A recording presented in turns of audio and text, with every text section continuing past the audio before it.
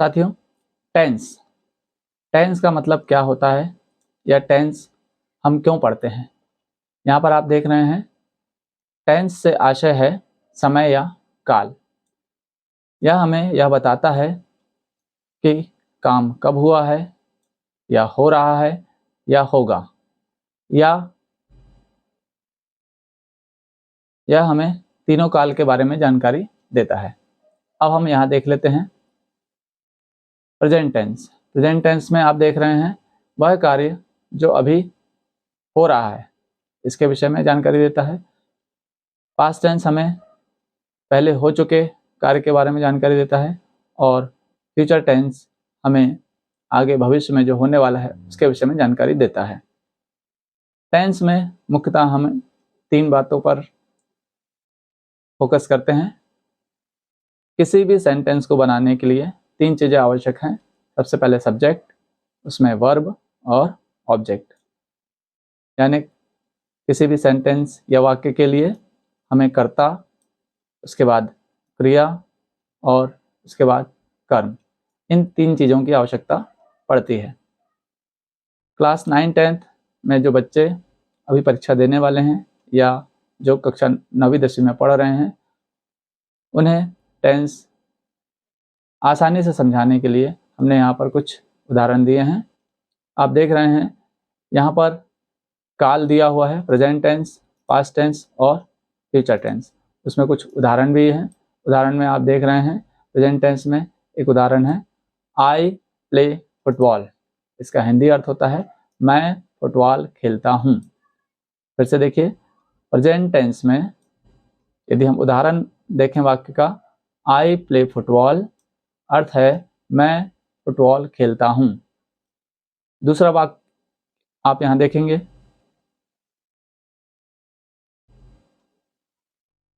पहले वाक्य में आपने आई प्ले फुटबॉल देखा। पास्ट टेंस में आप देखेंगे आई प्लेड फुटबॉल। इसका हिंदी अर्थ हुआ मैंने फुटबॉल खेला। पहले वाले वाक्य में प्रेजेंट में हिंदी में आप देखेंगे मैं फुटबॉल खेलता हूँ। दूसरे वाक्य में आई प्लेड फुटबॉल, मैंने फुटबॉल खेला। और फ्यूचर टेंस में आप देखेंगे आई विल प्ले फुटबॉल, मैं फुटबॉल खेलूँगा। आप तीनों वाक्यों को ध्यान से देखिए, तीनों सेंटेंस को ध्यान से देखेंगे तो तीनों में सब्जेक्ट है आई, वर्ब है प्ले और ऑब्जेक्ट है फुटबॉल। यहाँ पर सिर्फ पास्ट टेंस और फ्यूचर टेंस में आप देखिए, प्रेजेंट टेंस में वर्ब है प्ले, पास्ट टेंस में प्लेड और फ्यूचर टेंस में विल प्ले। तो इसी को जानने के लिए हम आगे देखते हैं। आप देख रहे हैं कि वर्ब या क्रिया, इसके फॉर्म बदलने से समय बदल जाता है। यहाँ पर आप देखिए, यहाँ पर वर्ब की फर्स्ट फॉर्म है प्ले में, यहाँ प्लेड वर्ब की सेकंड फॉर्म हो गई, और यहाँ पर विल प्ले, यहाँ पर फर्स्ट फॉर्म के साथ विल लगा है, यह फ्यूचर टेंस को इंडिकेट करता है। आगे देखेंगे, अब टेंस को पूरी तरह जानने के लिए सबसे पहले हमें सब्जेक्ट को जानना होगा। जैसे यदि आप देखें यहाँ पर सब्जेक्ट है आई, यहाँ पर भी आई और यहाँ पर भी आई। तो सब्जेक्ट या कर्ता क्या होता है, उसके बाद हम जानेंगे वर्ब और लास्ट में ऑब्जेक्ट। उसके बाद ही हम टेंस को पूरी तरह से समझ पाएंगे। तो आज हम जानते हैं कि सब्जेक्ट क्या होता है, इंग्लिश में सब्जेक्ट क्या होता है। तो इंग्लिश में सब्जेक्ट, जिसे हम कर्ता भी कहते हैं, वे इस प्रकार के होते हैं। सबसे पहले फर्स्ट पर्सन होता है। फर्स्ट पर्सन वह व्यक्ति है जो काम कर रहा है। अब इसमें इसके दो प्रकार हैं। पहला है सिंगुलर नंबर, जिसमें आई आता है, और प्लूरल नंबर में वी आता है। First person singular number I, plural number we. Second person वह व्यक्ति है जो सामने होता है, या फर्स्ट पर्सन वह व्यक्ति जो बात कर रहा है, सेकंड पर्सन वह जिससे बात की जा रही है। अब यहाँ पर सेकंड पर्सन के भी दो प्रकार हैं, पहला सिंगुलर नंबर और दूसरा प्लूरल नंबर। दोनों ही नंबर्स में यहाँ आप देखेंगे यू और यहाँ भी यू, क्योंकि जैसे फर्स्ट पर्सन सिंगुलर नंबर में आई, इसका अर्थ होता है मैं, प्लूरल नंबर इसका अर्थ होता है वी यानी हम, मैं और यहाँ हम। लेकिन सेकंड पर्सन में आप देखेंगे सिंगुलर नंबर में यू और प्लूरल नंबर में भी यू, इसका अर्थ होता है यू का अर्थ है तुम या तू, ऐसे हम आप भी कह सकते हैं। वैसे प्लूरल नंबर में तुम या तुम सभी या आप सभी, इसमें एक ही वर्ड का उपयोग करते हैं हम यू, तो आप समझेंगे इसमें दोनों ही जगह यू का उपयोग किया जाता है। अब आप देखेंगे थर्ड पर्सन सिंगुलर नंबर में यहाँ पर बहुत सारे सब्जेक्ट होते हैं। ये हैं he, she, it and any noun. He, she, it और कोई संज्ञा या कोई नाउन, किसी का नाम हो सकता है, यहाँ पर किसी जगह का नाम हो सकता है, किसी व्यक्ति का नाम हो सकता है, यहाँ पर कुछ भी हो सकता है। तो वे सभी यहाँ पर हम थर्ड पर्सन सिंगुलर नंबर के साथ उपयोग में लाते हैं। अब प्लूरल नंबर में आप देखेंगे यहाँ पर दे का उपयोग होता है। दे का अर्थ होता है वे। तो अभी आपने देखा हम बात कर रहे हैं सब्जेक्ट की, कि टेंस में सब्जेक्ट होता क्या है। तो टेंस में सब्जेक्ट तीन तरीके से उपयोग किए जाते हैं। पहला फर्स्ट पर्सन होता है, दूसरा सेकंड पर्सन होता है और तीसरा थर्ड पर्सन होता है। इसमें भी हम सिंगुलर या प्लूरल नंबर के आधार पे वाक्यों में प्रयोग कर सकते हैं। अब आप देखेंगे नेक्स्ट वर्ब क्या होती है। तो साथियों, इससे पहले कि हम वर्ब को जानें, यदि आप हमारे चैनल पर नए हैं तो हमारे चैनल को सब्सक्राइब करें। यदि यह हमारा वीडियो आपको अच्छा लगा तो आप इसे लाइक और शेयर भी कर सकते हैं। तो आइए जान लेते हैं टेंस के दूसरे कंटेंट को। यहाँ पर आप देखेंगे वर्ब, इंग्लिश में वर्ब क्या होती है। यहाँ वर्ब का मतलब किसी कार्य के होने या करने से है, ठीक है।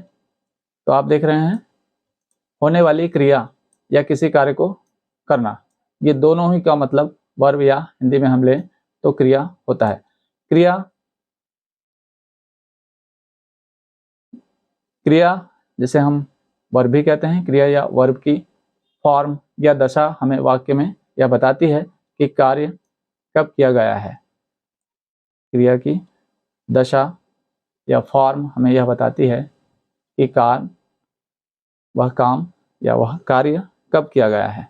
क्योंकि यदि हमने क्रिया की फॉर्म बदल दी तो वाक्य भी बदल जाता है, वाक्य का टेंस बदल जाता है। जैसे आप यहाँ देख रहे हैं, यहाँ पर फर्स्ट फॉर्म लगी है प्ले की और यहाँ पर सेकंड फॉर्म लगी है। यहाँ पर सब्जेक्ट दोनों जगह सेम है और ऑब्जेक्ट भी सेम है, लेकिन वर्ब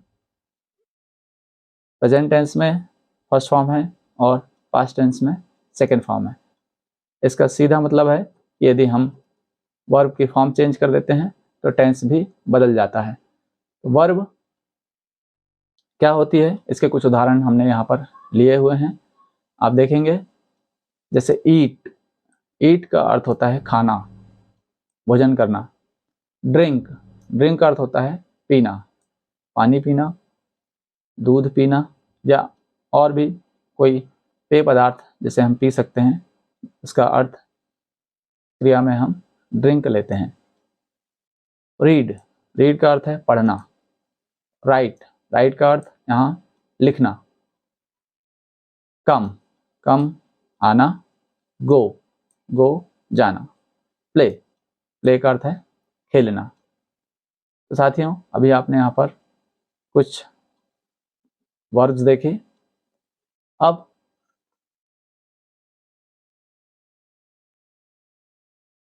जो मेन वर्ब है उसकी फॉर्म्स देख लेते हैं, forms of the main verb. वैसे तो इंग्लिश में क्रिया के मुख्यतः 3 फॉर्म्स होते हैं, किंतु टेंस में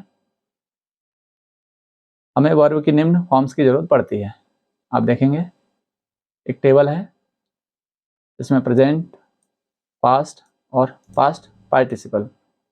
नेक्स्ट प्रेजेंट पार्टिसिपल जिसमें वर्ब प्लस आईएनजी है, और सिंपल प्रेजेंट में हम देख रहे हैं जब हम थर्ड पर्सन सिंगुलर नंबर के साथ वर्ब लगाते हैं तो वर्ब में एस या ईएस या आईईएस लग जाता है। उदाहरण देख लेते हैं, जैसे यहाँ पर हम देखें ईट, प्रेजेंट टेंस में ईट की फॉर्म है फर्स्ट फॉर्म ईट, पास्ट टेंस में एट, और पास्ट पार्टिसिपल थर्ड फॉर्म होती है ईटन, जिसे हम V1, V2 या V3 के सिंबल से भी दर्शाते हैं। नेक्स्ट है V4 में हम आईएनजी लगाते हैं। मेन वर्ब में यदि आईएनजी हम लगाते हैं तो इसका अर्थ होता है कि वह काम जारी है या वह कार्य अभी किया जा रहा है।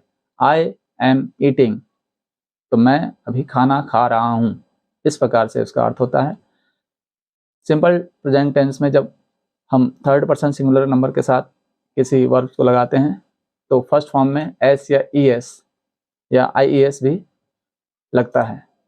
तो जैसे ही ईट्स, वह खाता है। दूसरा हम देख लेते हैं ड्रिंक, फर्स्ट फॉर्म यहाँ पर ड्रिंक, सेकेंड ड्रैंक और third form drunk. Drink, drank, drunk, drinking, drinks. वैसे ही go, went, gone, going, goes, come, came, come, coming, comes, fly, flew, flown, flying, flies, sing, sang, sung, singing, sings, read, read, read, reading, reads।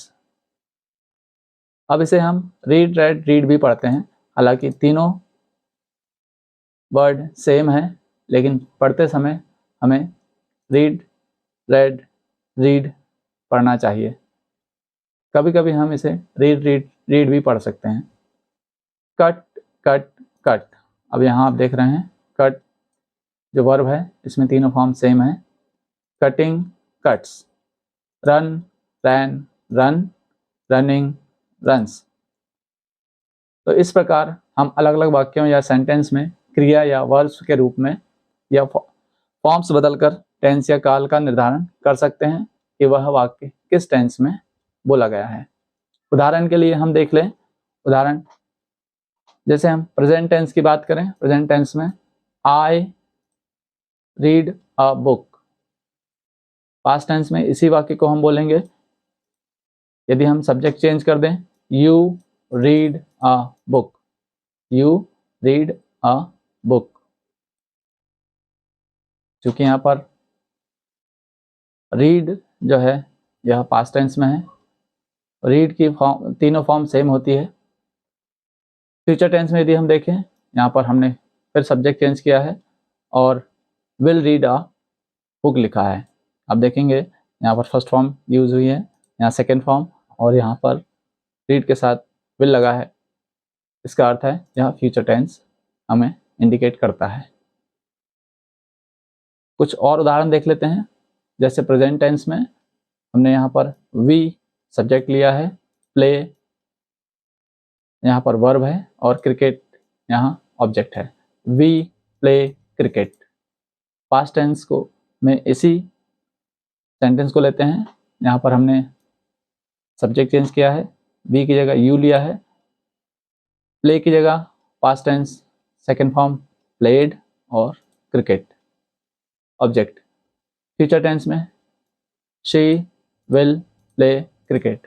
यदि हम इसे फिर से बनाना चाहें we subject के साथ, तो वी प्ले क्रिकेट, यहाँ पर यदि हम वी लगा दें तो वी प्लेड क्रिकेट, यहाँ पर भी वी विल प्ले क्रिकेट, ऐसा भी बना सकते हैं।